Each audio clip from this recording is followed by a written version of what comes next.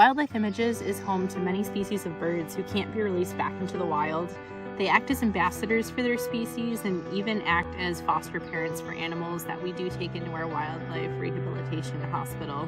These animals can help us educate the public about their importance in the wild and help us with our mission of saving wildlife. Just like when we get a new job, training can take a while at first, but once you have that trust built, the behaviors you want to train can come way more naturally.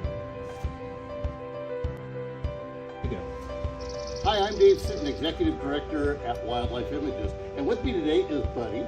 And Buddy's one of our great horned owls and our ambassador that goes out for the public all the time.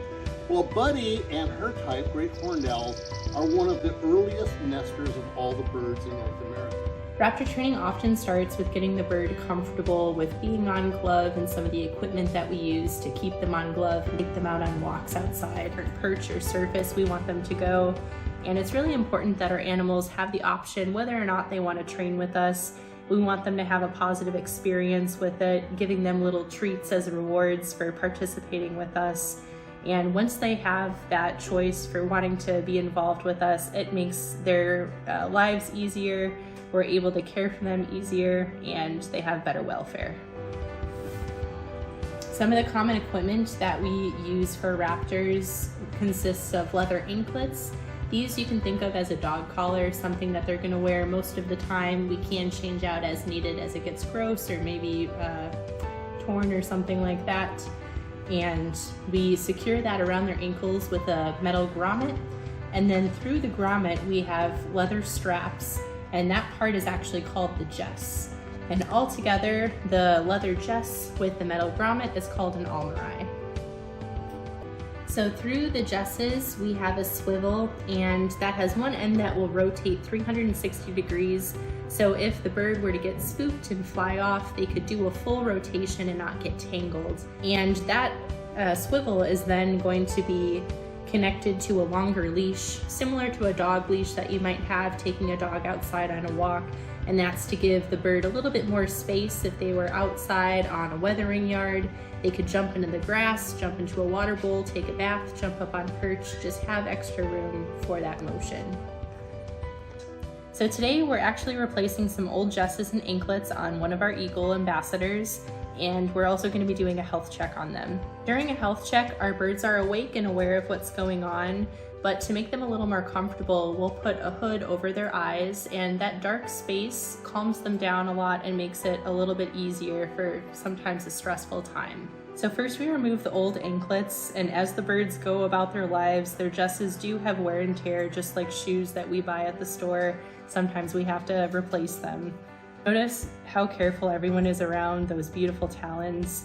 They have over 400 to 800 pounds per force per square inch, a really, really powerful grip strength. Just in comparison, the average human only has about 60 pounds per square inch. Safety is our top priority for us and the bird. Once we place the new anklets on, we secure them with 2 grommets using a metal tool that looks like a pincher with holes in it.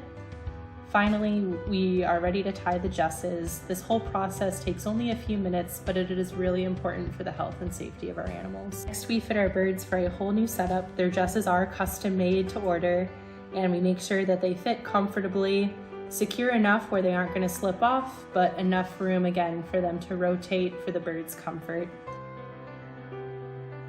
After a quick check on Duchess to make sure she's doing well, we're going to move on to the pedicure portion of our health check. Raptors in the wild naturally wear down their nails and beaks on rough surfaces like rocks and really rough perches. But sometimes in human care, we do provide some of those, but they're not going to get the same variety that they would in the wild, so we have to help trim down their nails. In the wild, birds also grind down their beaks and talons as they're catching their prey and ripping apart and eating their prey. Something that our birds here do as well, but again, might need a little bit of more assistance. After a full body check, looking for any concerns, we get a weight on our birds and then send them back home for a nice snack. As leaders in local conservation, it is our mission to save wildlife, and we want to provide the best care for these animals. Thank you for watching Wildlife Images Bird Care Day.